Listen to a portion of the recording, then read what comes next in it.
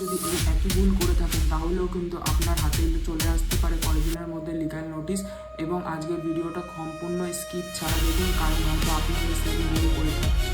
পরশুদিন রাত 11টায় আমার কাছে একটি মেয়ের ফোন আসে। তারপরের গল্প শুনলে আপনাদেরও অবাক লাগবে। প্রায় 6 মাস ধরে তার একটা ছেলের সঙ্গে সম্পর্ক ছিল, কিন্তু কিছু কারণে তাদের মধ্যে বিচ্ছেদ হয়।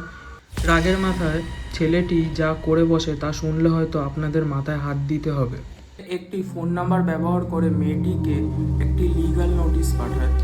সে সেখানে রিলেটেড সমস্ত সেকশন এবং উকিলবাবু সিগনেচার এবং পুলিশ লোগো এমনভাবে ইউজ করে যে সাধারণ মানুষের কোনো বোঝার ক্ষমতাই হবে না সে এটাই ডুপ্লিকেট বা ফেক হতে পারে। আপনার বোঝার সুবিধার জন্য আমি সেই সমস্ত ছবিগুলো এই ভিডিওতে দেখাচ্ছি।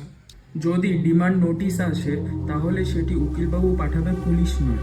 যদি পুলিশ নোটিশ আসে সেখানে কখনো অ্যাডভোকেটের সাইন বা সিগনেচার থাকবে না। পুলিশ নোটিশে ইংলিশ এবং হিন্দি মিশিয়ে লেখা থাকবে না।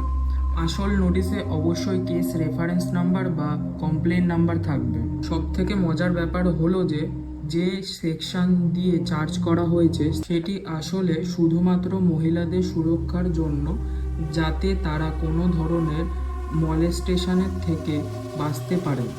তাই যদি হঠাৎ কোনো নোটিশ অনলাইন বা ইমেলের মাধ্যমে আসে অবশ্যই তাতে ভয় পাবেন না। আগে থেকেই অবশ্যই সেটিকে যাচাই করুন সেটা ভুয়ো নাকি অথেন্টিকেট।